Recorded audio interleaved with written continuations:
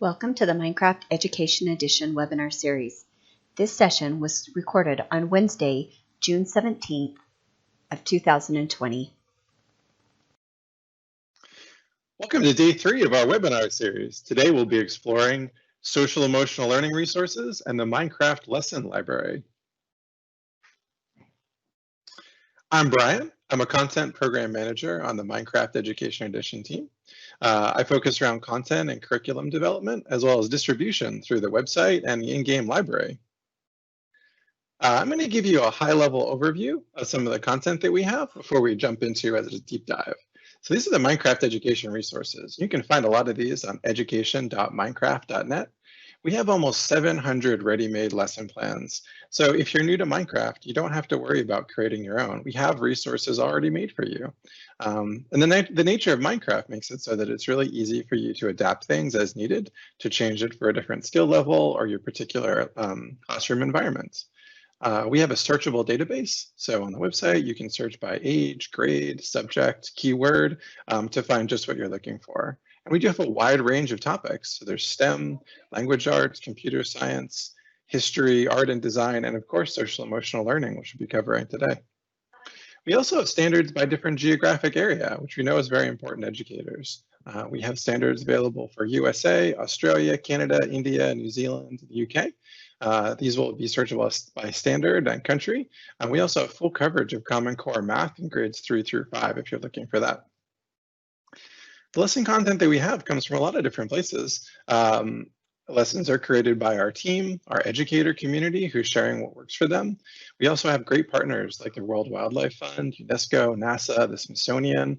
We've been partnered with Houghton Mifflin Harcourt to make an Oregon Trail experience inside of Minecraft.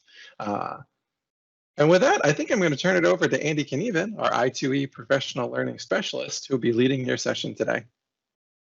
Thanks, Brian. And I want to also welcome Mina and Felix as our Minecraft Global Mentors as our special guests today.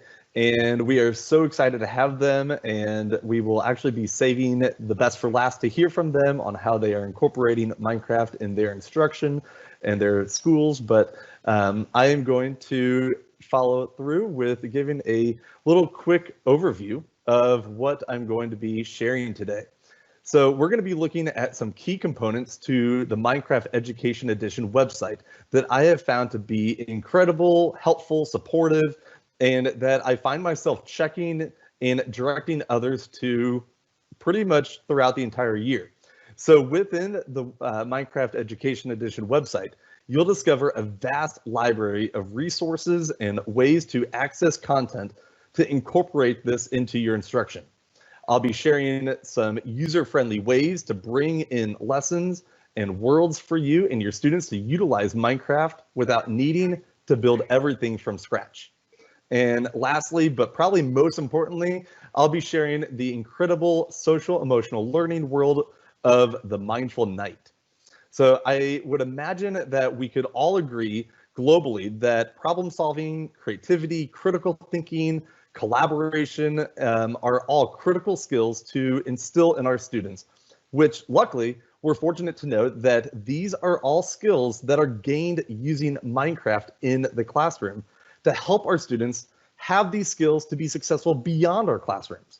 However, a staggering statistic from the Class of 2030 report predicts that very soon 30 to 40% of jobs in the future will also require explicit social emotional skills too. So students want teachers to know and understand them as individuals. And this is critical to recognize each and every one of our students individually, meeting them where they are and giving them the chance and the ability to succeed in the classroom and beyond.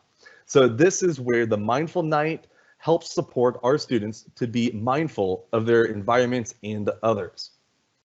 So besides being an Insight to Execution professional learning specialist, I'm a 5th grade math and science teacher in Zionsville, Indiana at Zionsville West Middle School. 5th grade in my district is part of our middle school structure, which we actually are a one-to-one bring your own device, BYOD, or a school rental option is available as well. So having an assortment of devices that students are using for instruction, but also knowing that the educational technology resources we utilize in the instruction is important to know that it will work and that those materials are there for students to be successful. So before we can get building in Minecraft, we first need to head to the Minecraft Education Edition website, which can be accessed at the education.minecraft.net. Now, starting the school year, setting up my students to be successful on Minecraft Education Edition, I have the support and download page on the website linked for students and also parents to access. It's wonderful because regardless if students are using an Apple or a Windows device, the website has a recommended option there which has detected which type of device the student is using. So if schools are all on the same device or using iPads, even my own school with our school rentals, this has already been imaged on those devices, but I know that it can be pushed out within a district's IT department as well. So regardless, downloading directly from the Minecraft Education Edition website is very easy. Now, also in the support menu on the website is another incredible link, the Help Center option. And it's hard not to call Minecraft a game, as I truly recognize it as a learning tool. But it's so fun that we are, when we're learning, that if Minecraft is new to you or your students, you'll have a hard time not calling it a game too. So with that said, in this game or learning tool, at the initial main screen after logging in, you'll see an icon in the bottom left corner of a person and a speech bubble. Clicking this will also be a direct link to the Help Center too. However you access the Help Center, you'll have the Minecraft Education Edition team and the community there to support you. Navigating and searching the discussion threads will save you time, as they have already collected some of the frequently asked questions, as well as some questions that are not so frequent to help troubleshoot you in finding that answer. Kyle, who is on this session and an incredible support, you'll see his name throughout those help threads as well, but also in the Help Center are details on what is included in new updates, as well as ways to connect with the Minecraft community as well. So the Minecraft Global Mentors, like Mina and Felix, who we'll hear from as well, are great to be part of this community of experts who have put together some really great supports on how to incorporate Minecraft into your instruction, but also actual Minecraft. The actual Minecraft team loves receiving and hearing feedback and ideas on how to best support educators and students all around the world. All of this is accessible in the Help Center page online. Now, another excellent resource on the website that was mentioned Monday with Steve Isaacs, hopefully that you caught that as well, is in the class resources menu. This is where you can access the subject kits while searching for lessons. The Minecraft Education Edition team, as well as Global Mentors, have created and submitted lessons, training videos, downloadable worlds, and core school subject standard related lessons that will go with Minecraft in your instruction. So if you're new to Minecraft, this lesson library is incredible and definitely worth checking out. You don't have to create everything from scratch. So if you're looking for specific topics or concepts, that you can certainly navigate the subject kits online, but the Minecraft team has a search filter option to help expedite this process too. Searching for key terms and even age ranges will help you find some really great worlds to help you get started. Again, like I said, you don't need to build everything from scratch or feel like everything is just one big open world. There's wonderful filters that help narrow down if you're wanting a specific world or biome to explore. And also, if you're wanting students to build in a world demonstrating a concept, showcasing their knowledge, as well as templates to help get started, you can apply specific filters there too. As I said, the Minecraft education team listens to educators, and I am all about efficiency, which is why this is a fantastic new feature included in the newest version update of Minecraft Education Edition. The lessons library built right in the game is constantly being updated with new worlds and lessons. And you can access this after selecting play on the main title screen, but then clicking through the view library, you'll here on the screen, you can see there's other ways to access some of the lessons and worlds to incorporate in your instruction. Now, if you are in the game and want a direct link to the website resources, it's there too. If you see that gray bar at the very bottom, it says Educator Resources. It's another easy way to be able to get to the Minecraft Education Edition website. Now, in the game itself, the lesson library is constantly being updated with new worlds and lessons relating to some of the core subject matters in school. So you can see computer science and math, science, language arts, history and culture, and art and design. These are just main titles, but there are subcategories even within them. So just like the subject kits, you can navigate and filter through the world by selecting the specific subject you're wanting to incorporate and use within your lessons with your students. Now, as I said earlier, I teach 5th grade math and science.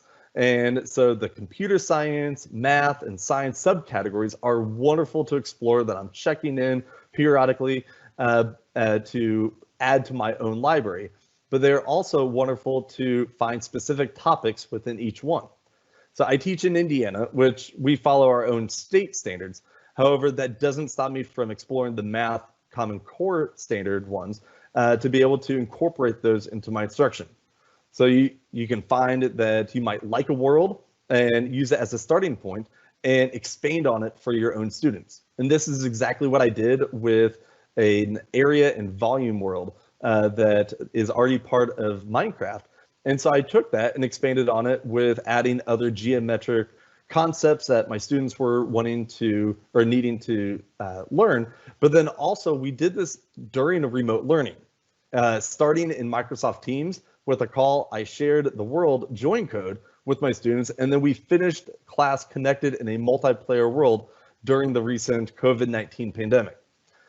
This was really great for them to be able to explore, and I could walk them through, but then also talking them through different parts of this world that I had built.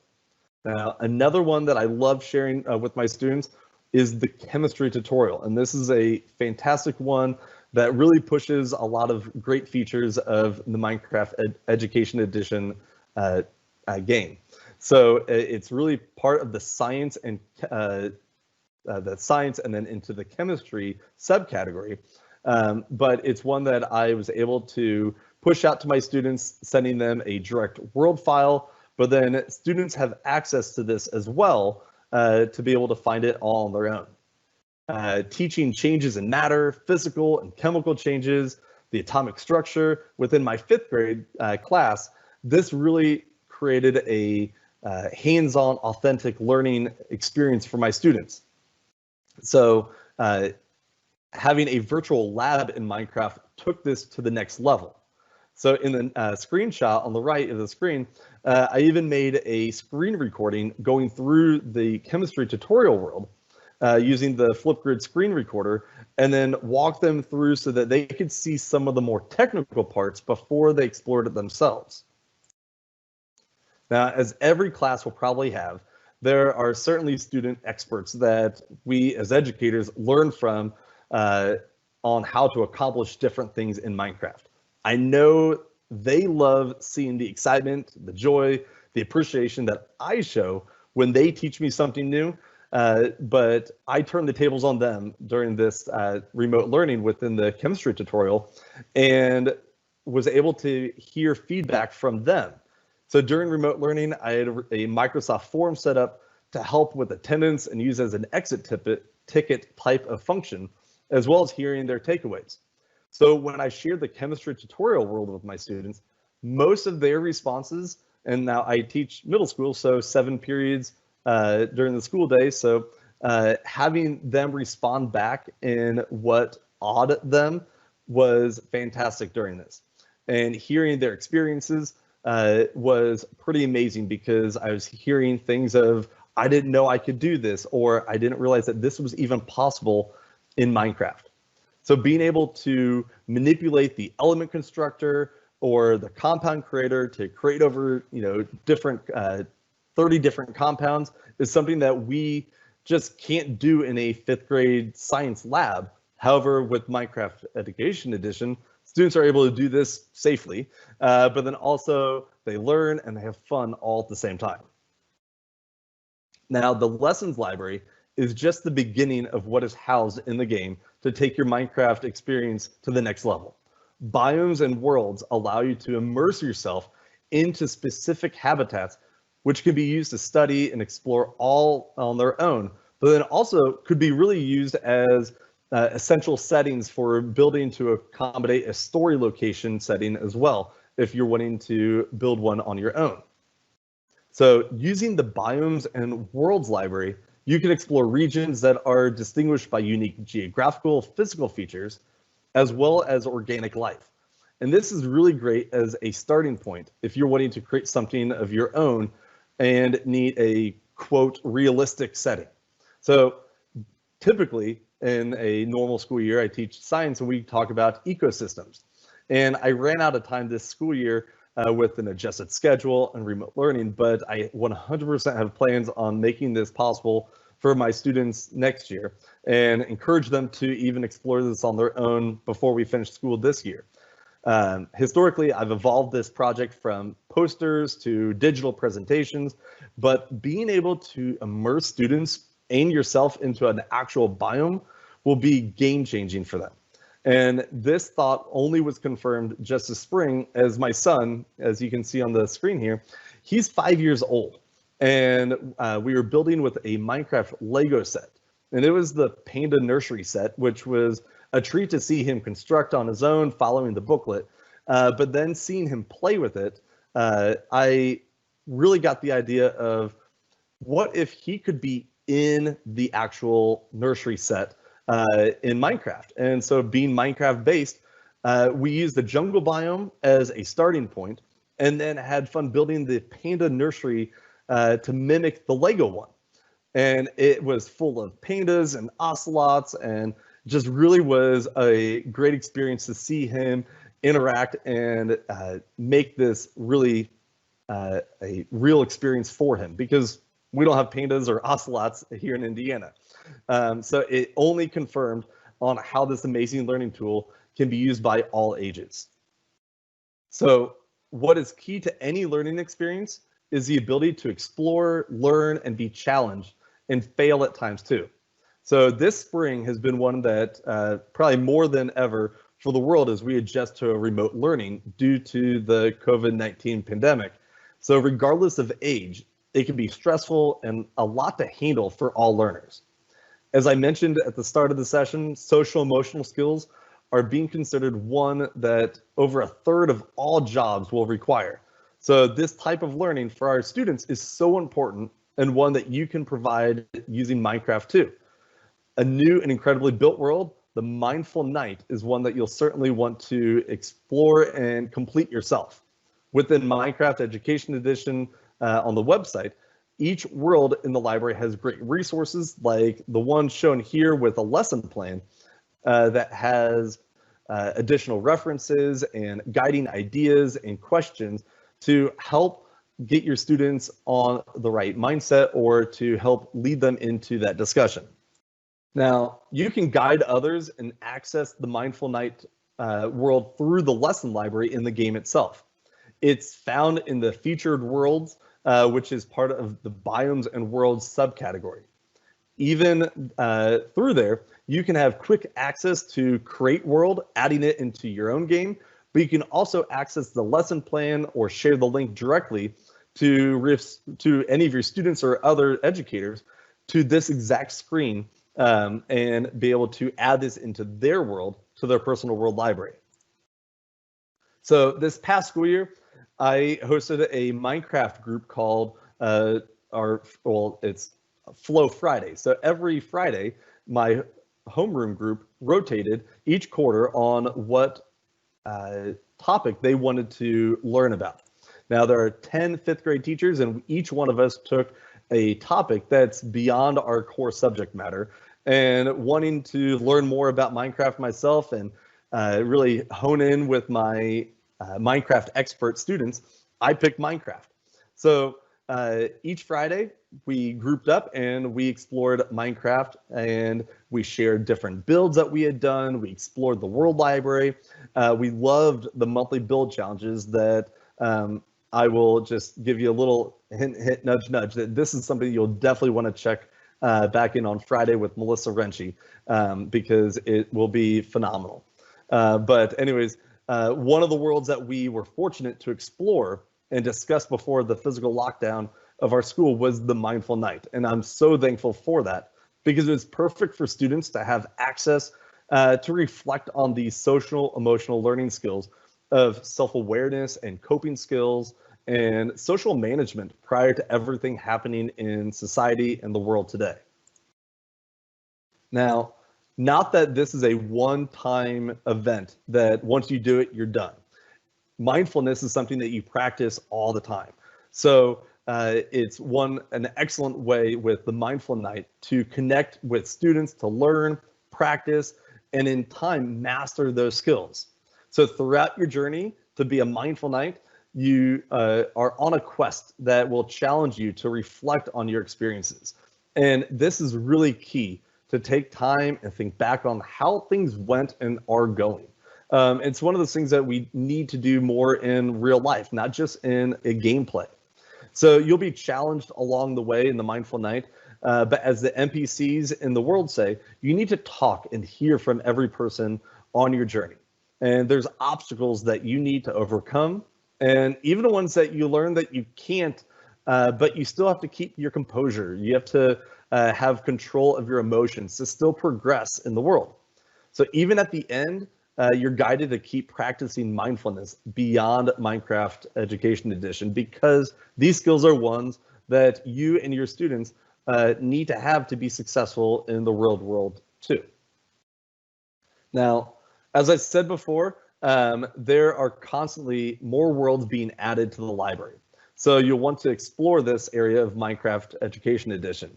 Melissa Renchie will have a wonderful session on Friday about the monthly build challenges. But I have shared some really amazing features and resources on the website and also within the game. But I'm going to hand it over to Kyle to share some technical items that are super helpful as well. Thank you very much, Andy. Hello, everyone. My name's Kyle, and I work on the Minecraft Education Edition team. I'm a support lead for our Minecraft Help Center, where we one with issues from licensing to deployment and all the way to gameplay as well. And we've heard a lot of really fantastic information from Andy about some of the great worlds and lessons and library features that we have that I think all educators should be taking advantage of. But there's also the technical side of getting into some of this. And sometimes working in the Help Center, we get a lot of coming in about issues with the worlds, and I found that the worlds aren't so much fun if we can't actually play them in the game. The first thing is accessing the in-game library. When we upload worlds to our library, we upload them to certain sites, and in order to access those worlds, you need to have a couple of URLs whitelisted on your internet. The two URLs listed there are actually not public-facing URLs.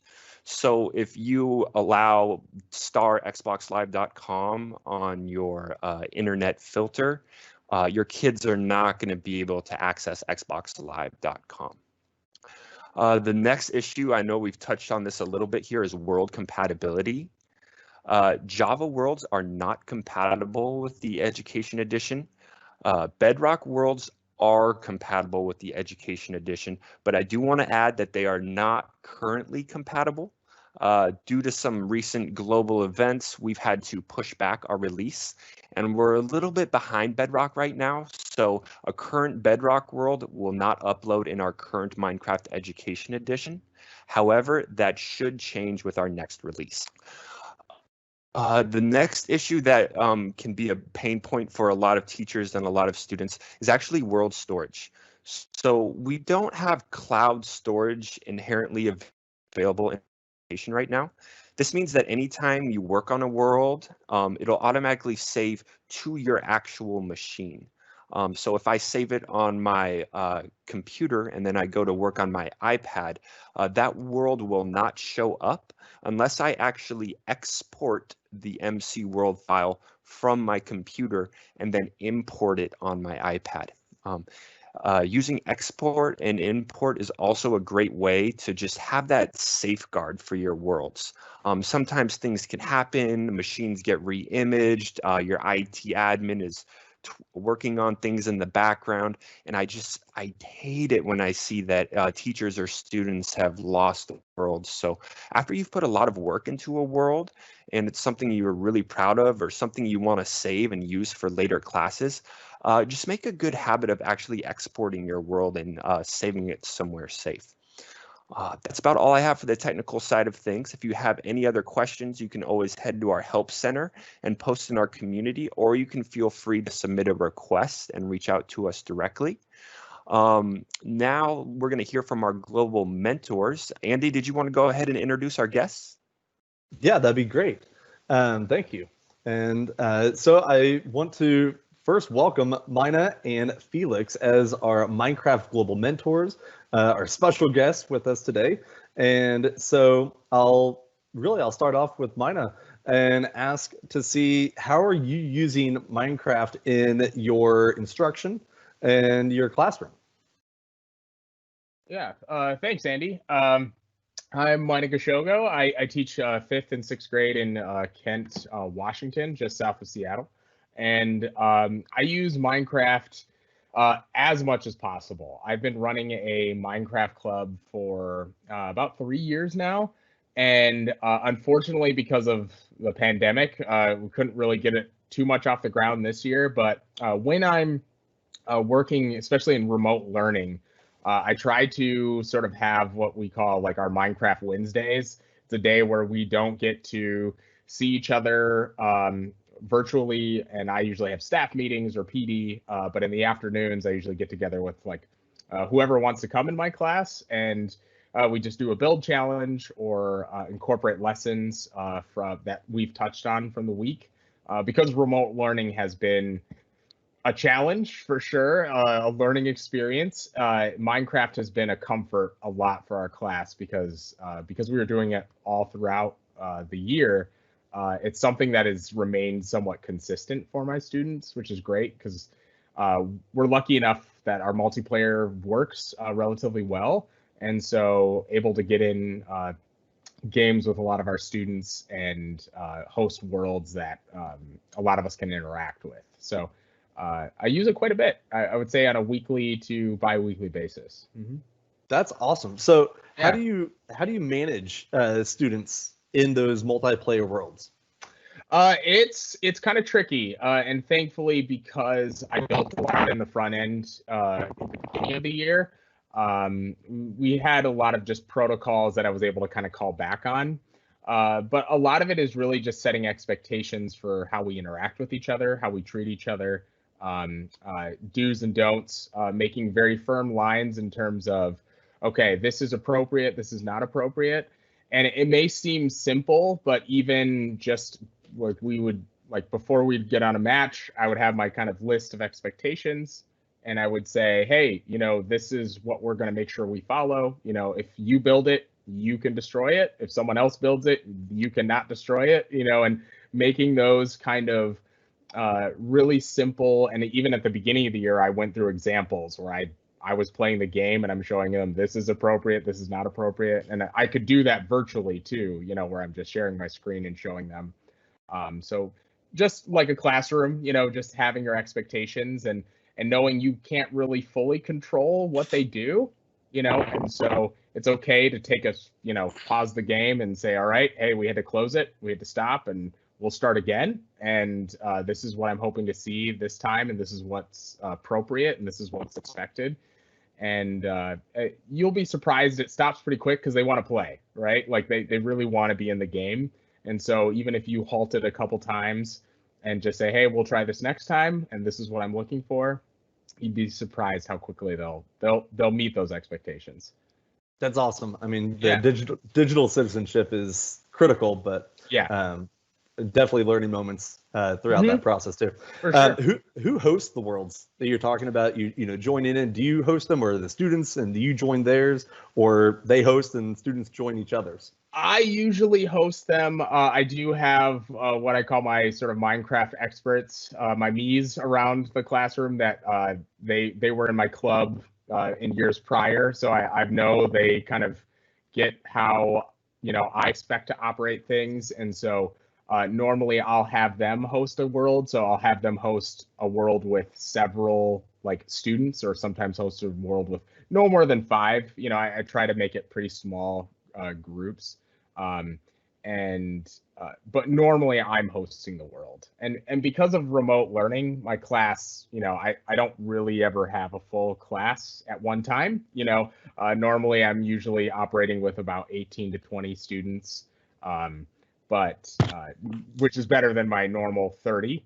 So it's a lot different when you're dealing with smaller groups. But yeah, I'll sometimes have those select students that I know and are very comfortable with the game. Usually they're kind of my mini tech support. If something happens, I send them first. We had little procedures in our clubs where it's like, if you have a technical problem, you'd raise a pinky finger, and then that would kind of trigger a technical support student to come and see if they could triage the problem, and then if they couldn't, then I would come and support. Mm-hmm.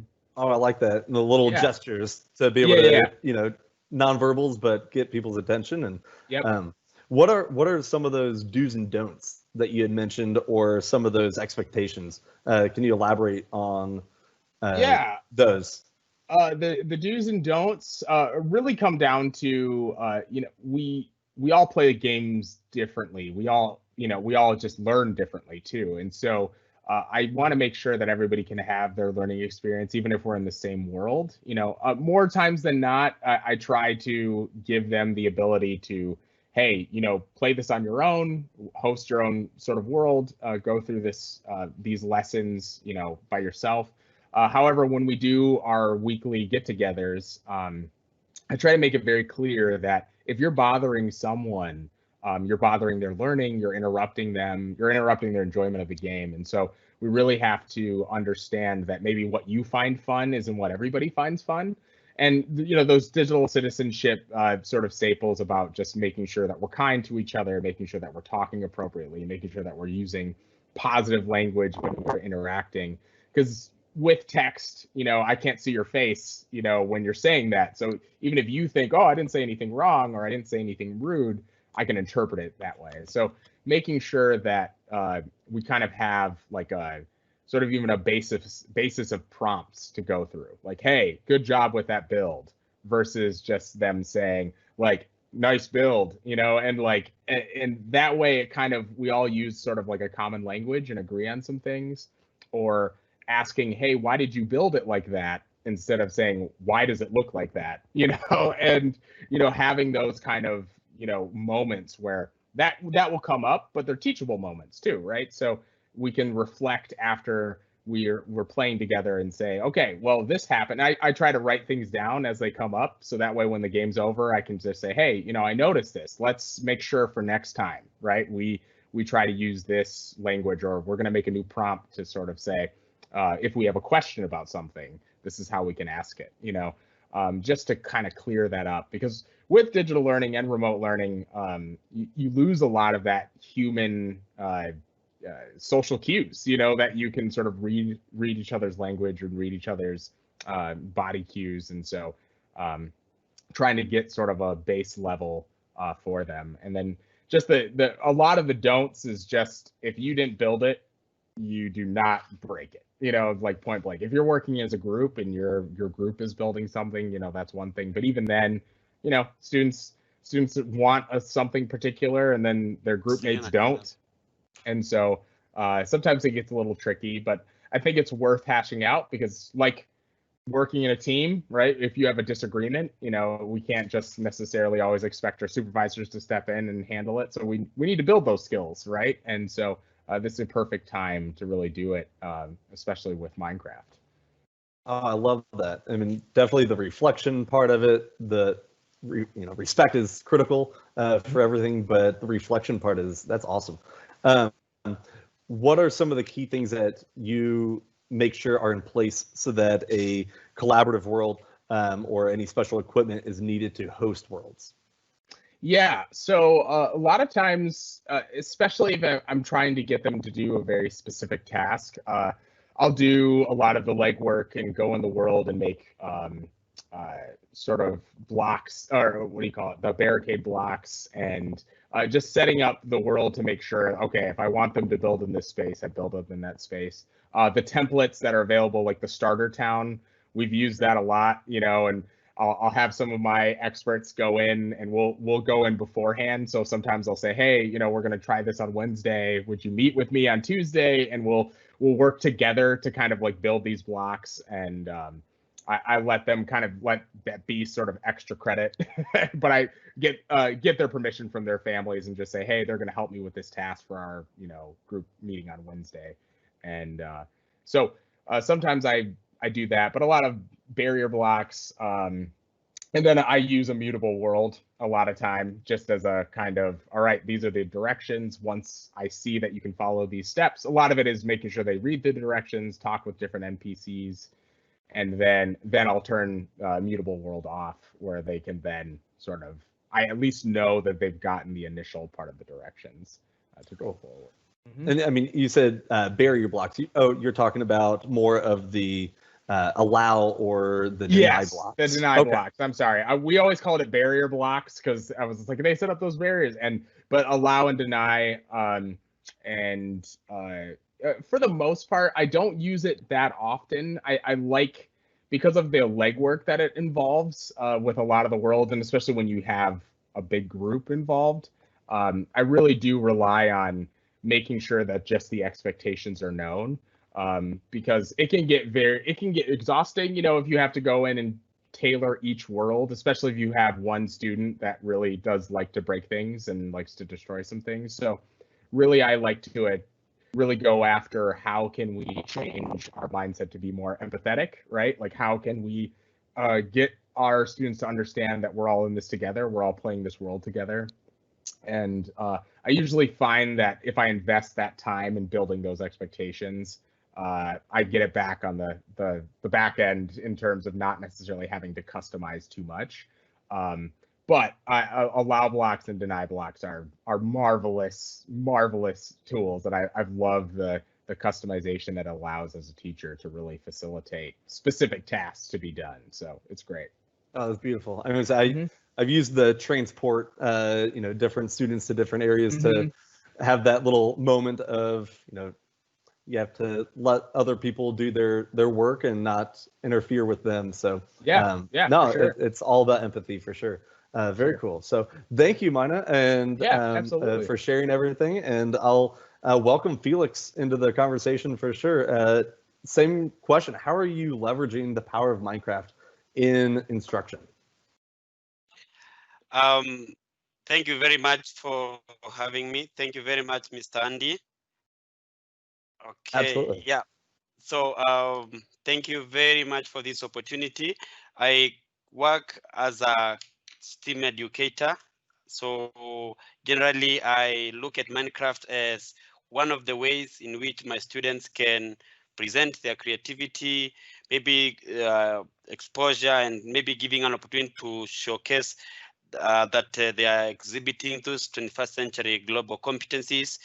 And that way, we made it, we normally make it possible for them now to choose that as a pathway in which they can actually bring out their creativity and so forth. And so generally, that's how I use it. I am a maths and computer science teacher apart from that. And so I help teachers who teach mathematics with some of the concepts that are passed through the lesson plans that are shared by many educators on the platform that we just shared. And also being a technology integration specialist, my job is to actually encourage teachers to embrace technology, and especially the science teachers who are very creative like you are on periodic table. I love that presentation. So generally, I normally share with them what is it that you can do with Minecraft and bring in the student engagement and boost the students' motivation so that they can actually have a good time when studying sciences. So part of me is supporting teachers with whatever they are teaching with Minecraft, and secondly, providing an opportunity for my students in my STEAM lab to be able to present what we can call the 21st century competencies through their own creations. That's awesome. Now, as a tech integration specialist, how do you get teachers to buy into the idea that Minecraft isn't just a game? So I would say it very simply. So first of all, as a technology integrator, you don't want to sound like someone who likes teaching teachers, and because teachers don't like that aspect. So whenever we have a session, if I don't do Kahoot this time, I tell them, because we are licensed, we are Office 365 school, or we are Microsoft Showcase school, that is at Crawford International School in Nairobi, Kenya. I actually present opportunities for them to just try things, call it Flipgrid, call it Kahoot, and now that's the bait I used for some of the teachers with Minecraft, and they said, "Oh, I love it. Actually, I can see some people are doing this," and from there they take it up upon themselves and they go learn. And as they learn, they also find their students actually have been waiting for that moment, because in my school, everyone is crazy about Minecraft. So if you don't use Minecraft, you're in big trouble. So for me, I ignite the fire. The students push the teachers, and the ball keeps rolling. It's amazing.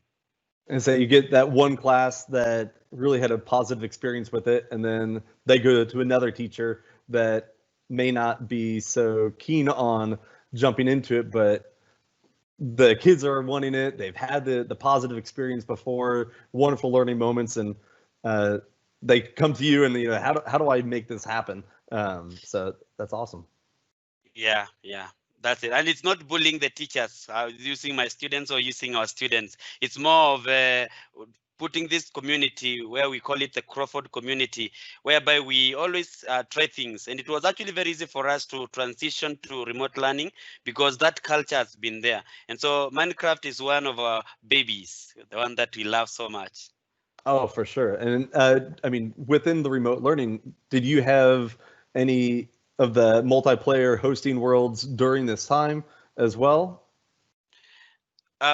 One of the questions that you asked, Mina, is if we actually host the world. Sometimes he has said that he does that. Sometimes he also gives groups, and that's exactly what I do. And actually, for me, I like, again, as I tap in from the technology integration specialist aspect, it is very hard to nurture young people today with those aspects that we're talking about, social emotional learning and things to do with their kindness and what they have to say. And so I believe, even from Microsoft Teams, which is not the topic today, from the chat feature to now Minecraft, because you can tell everyone, oh, you cannot always be gaming. But gaming, every child, every person is a gamer, even an adult. You give them a ball, they want to throw it to the next person, and it keeps rolling. So if I bring that aspect of what we have been doing online in the remote learning, I got my year 4 students who are very passionate about this particular tool, that is Minecraft, and I set up a world actually borrowed from the online course that you provided on the site, and the team has provided. And we started thinking, and one of them said, why can't we do this course around building a bridge? Because over here we have road problems, and you can see, I can actually share what they did. Others said, maybe we can come up with the new school, because their school is being built and they want to have certain things like renewable energies and all that. And so all these things give me an opportunity, and I can share a project of my students of 1 minute, if you allow me, at your time that you'll allow me, that they did around renewable energies and stuff like that, and kindness, and how the school will actually promote those aspects of the sustainable development. That's awesome. And do you have any favorite Microsoft or Minecraft projects that you've done so far? That's what I want to share. One, if you Oh. don't, you would. if you can allow me to share just a small video of 1 minute, my students have done. Now, as you're getting this, mine, I'll ask you a question here. Just as Felix is getting that set up, do you do most of your instructional approach incorporating Minecraft? Most like all of my instruction, or most of your curriculum, do you incorporate Minecraft into I mean, lots of parts of that?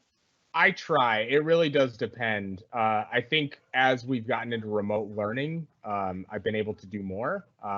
But I would say normally usually one subject a week. I try to like sort of have Minecraft integrated at the end in some form or manner. But not, unfortunately, it was not a daily thing. I wish I could. But normally, if I could lean it, like if I could do a project where, for example, we did a hero's journey with Percy Jackson, and we studied the hero's journey, and so at the end, once they figured out how the hero's journey worked, they then made a world of their own hero's journey using Minecraft, right? And so it's usually kind of like our culmination project of once they finish their final assignment, then there's like a Minecraft sort of iteration of that as well. Lots of options and choices of having them present, their take on it. That's cool. Exactly. All right. It looks like Felix has his screen ready to go. Go ahead, Felix. Yeah.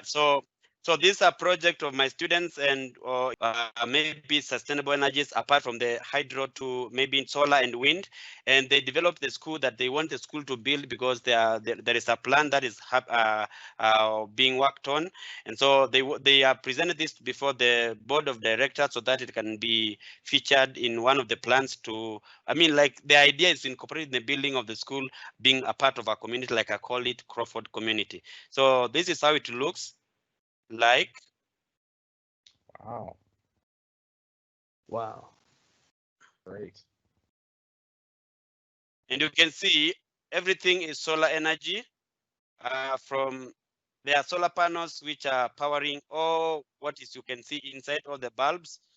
And as you go to the fields, you realize there is a place where we have a swimming pool which is heated using wind energy, and I think it's going to show. Yeah, there you go. That is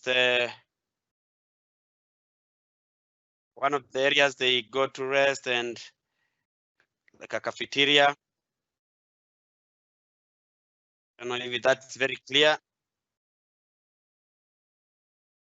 No, this is great. It's always awesome to see other people's builds and just how vast, creativity can go. Yeah, and yes, so we go to the gate, and finally the swimming pool heated by the wind energy, just to promote sustainable energy use. So generally, that's it from my year 4 students at Crawford International School in Nairobi, Kenya. Thank you. When you do these projects, do you ever have students who are a little bit more apprehensive or don't want to use Minecraft or play it? How do you handle that? So first of all, as a STEAM educator, my greatest challenge is to bring in the girls. And from the panel here, let me just say, to Mina, to Andy, to Kyle and Brian and the team, you'll find the numbers of the boys, I would call them boys because my students are boys and young men, it's higher compared to the girls. And so while it is very hard for me to actually get that energy or excitement with my students, that is among them the girls, who are the many students in my class, it has become a big challenge for me. And so sometimes I've had to bring things to do with maybe what they like, or maybe ask what they like, instead of just asking them about sustainable energy, in as much as I want them to be to adopt or to take in science subjects. and so even gaming, it's seen as a boys thing. And so my biggest cry in the last days has been, how can we bring in girls to see that it's not about men? Actually, if Minecraft can have the feel of a woman, or maybe actually in my class we normally say even the phone that you're holding right now and the laptops that we're using, maybe that's a man's design. Maybe a lady would have come up with a different design. And so my biggest help bringing in such students, and now my strategy is to find, and that's why I was saying something about minus something you mentioned, that I like when students come up with their own thing, and mostly when they even formulate those barriers themselves and block each other, and try to come up with their own thing without my interference, without my poking or presenting my questions to them, maybe looking at what is it they are doing, and I can tell you amongst the team of the people who built this project was 2 girls and 2 boys. So 2 girls, 2 boys, and you can see what they have actually done together. It's amazing for me, and I am proud of those 2 girls. And I'm not being gender biased. I'm just saying as it is. I have to find something for my girls in my class. It's amazing as kids group together. They inspire, they spark more interest in within each other. But also, first off, Mina and Felix, thank you so much for joining us on this call today, and definitely recognizing that Minecraft is such a global thing, and inspiring our learners as young as I can even say my 5-year-old all the way through college. Minecraft has so much to offer for instruction. So thank you guys for joining us and being part of this. Absolutely. Thanks for having us. Thanks, Andy. Thank you. Thank you very much. Thanks, Felix. Thank you, my brother. Yeah, so I want to finish up our call today and encouraging you, everybody that's joined in, to join us again tomorrow as we learn from Kathy about coding in Minecraft. She is incredible, and her work, it looks magical. So definitely make sure that you join in again tomorrow and follow Minecraft Education at Playcraft Learn. But another really important thing here is get involved with the Minecraft education community, going to education.minecraft.net. But I challenge you to also take the Minecraft Education Edition training that's on the Microsoft Educator Center page, but then go through the Mindful Night lesson, add that world to your library, go through it. It's really powerful. But then most importantly here is going to and redeeming the achievement code to earn credit for being part of this call today. That code is on your screen that you can see, that TJM3, I'll restart that over, TJMC3CBD20. And that gives you credit for attending, and you'll want to redeem that in the Microsoft Educator Center page. So I appreciate everybody being part of our call today, especially Brian and Kyle and Mina and Felix. So incredible stuff. Thank you so much. We would like to thank everybody for joining us today. We hope you got all of your questions answered and have some great resources to go back to in the Minecraft educator community. I wonder if Susie or Kyle or Brian might be available to talk about where teachers can go to get started if they're not sure and they're new to Minecraft. Yeah, thanks, Jen. This is Susie from the Minecraft Education Edition team. I would definitely recommend just checking out the hundreds of resources that are available on our website. There are over 500 lessons on the website that you can go read the student objectives and learn how to distribute those to your students. We also have introductory educator courses on the Microsoft Educator Center, that same link where you can go and redeem your achievement code. Our current training course that's available today is called My Minecraft Journey. That course is actually currently being revamped and edited right now and is going to be more new user friendly.